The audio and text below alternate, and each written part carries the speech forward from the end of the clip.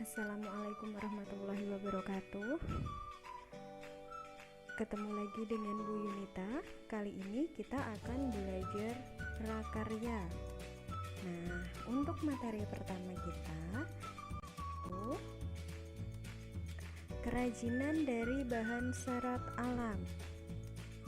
Nah, tujuan pembelajaran kita kali ini yaitu yang pertama, siswa diharapkan mampu menyatakan pendapat tentang keragaman bahan serat alam yang ada di Indonesia sebagai ungkapan rasa bangga dan wujud rasa syukur kepada Tuhan Yang Maha Esa.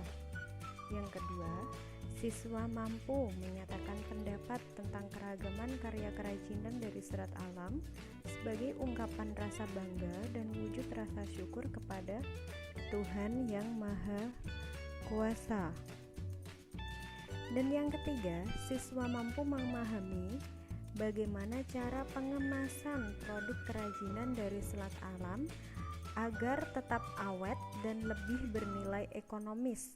Serta yang keempat, siswa mampu mengidentifikasi fungsi, bahan, alat, dan proses yang digunakan pada pembuatan karya kerajinan dari serat alam di wilayah setempat.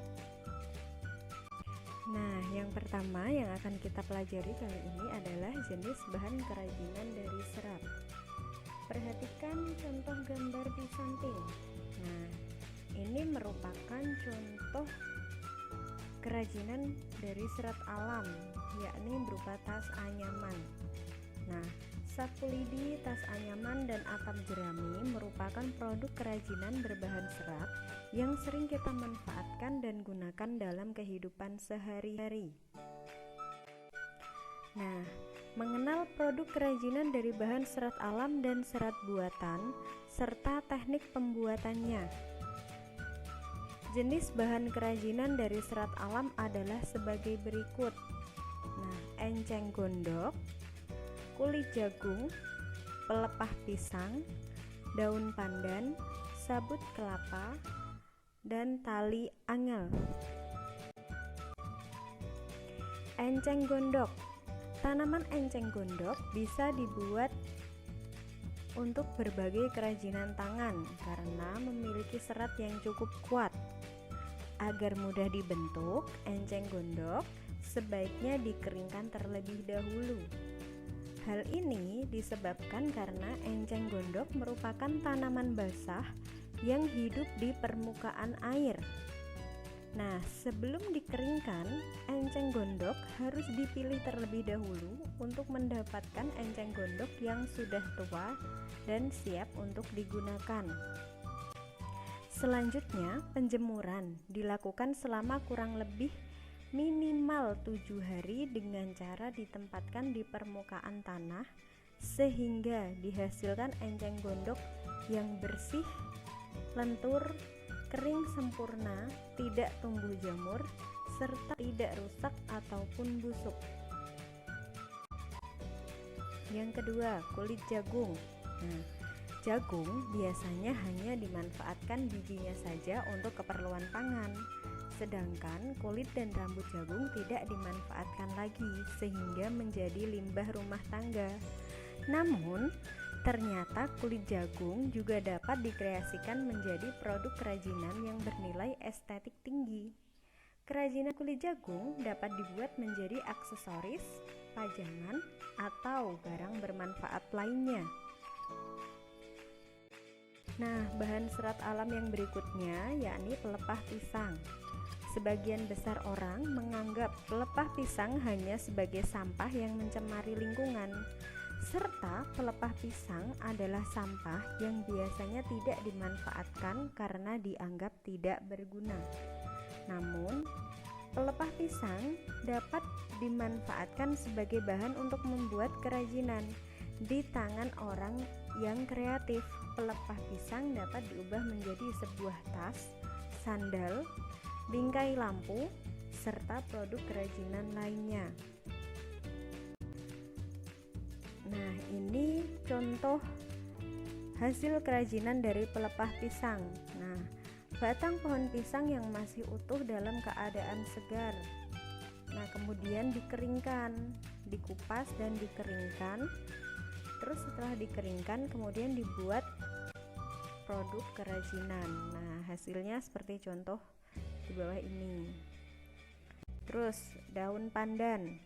Daun pandan pada umumnya digunakan sebagai bahan pewarna alami atau penyedap makanan. Namun, pandan merupakan tanaman non-kayu yang termasuk serat alam sehingga dapat dimanfaatkan sebagai bahan pembuat kerajinan. Saat ini, beberapa pengrajin juga memanfaatkan pandan sebagai bahan membuat kerajinan yang menarik.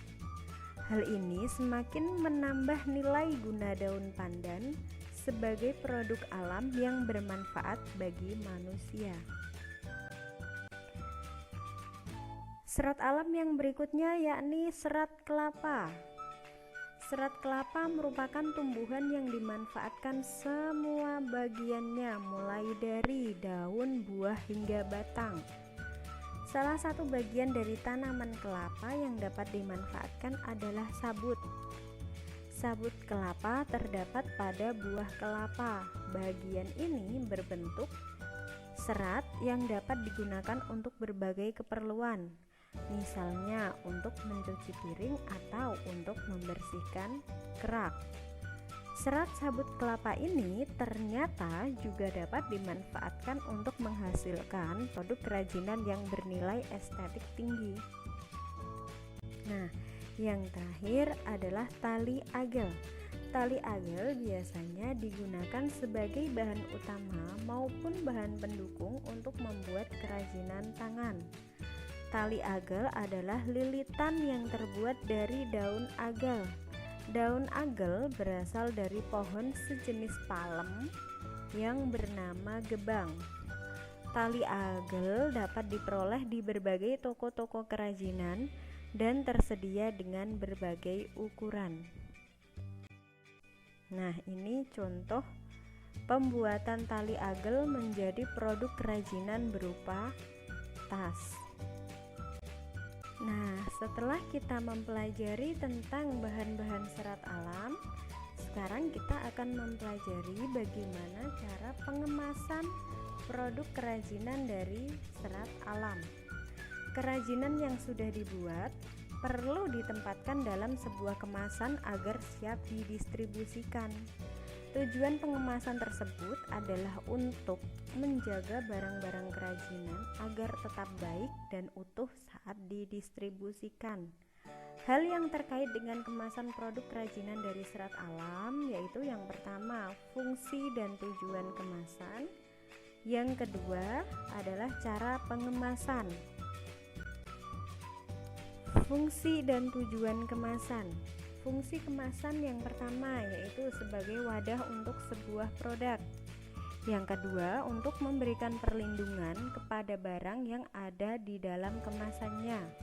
Yang ketiga, memberikan kemudahan dalam pengangkutan atau dalam pembawaannya.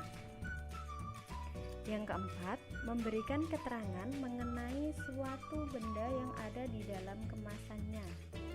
Nah, untuk tujuan kemasan sendiri, yang pertama untuk memberikan pelayanan kepada konsumen, untuk memberikan suatu ciri tertentu pada sebuah produk sehingga membedakannya dengan produk yang lain.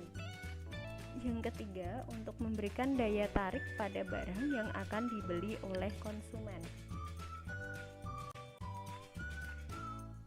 Terus yang terakhir yaitu cara pengemasan.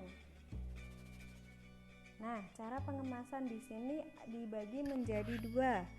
Ada cara pengemasan secara tradisional dan cara pengemasan secara modern.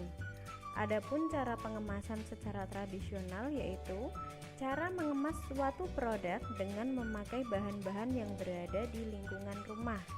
Contohnya menggunakan daun kering, jerami, koran bekas, serbuk gergaji, sekam atau potongan kertas. Sedangkan cara pengemasan secara modern biasanya telah disiapkan oleh perusahaan industri kemasan. Contohnya plastik, mika, fiber, karton, bambu atau busa. Nah, berikut contoh penggunaan serpihan kayu. Serpihan kayu biasanya dimasukkan ke dalam kemasan untuk menjaga produk agar tahan guncangan dan tidak cepat rusak. Namun, seiring kemajuan zaman, sekarang kita bisa menggunakan bubble wrap atau potongan-potongan kertas. Nah, gambar yang ada di sebelah kanan merupakan contoh wadah yang terbuat dari anyaman bambu. Namun, wadah seperti ini tidak hanya terbuat dari anyaman bambu. Untuk saat ini, wadah seperti ini pun bisa terbuat dari bahan-bahan sintetis atau bahan plastik sintetis yang sudah dibuat oleh pabrik. Nah, sekian materi kita pada ini. Wassalamualaikum warahmatullahi wabarakatuh.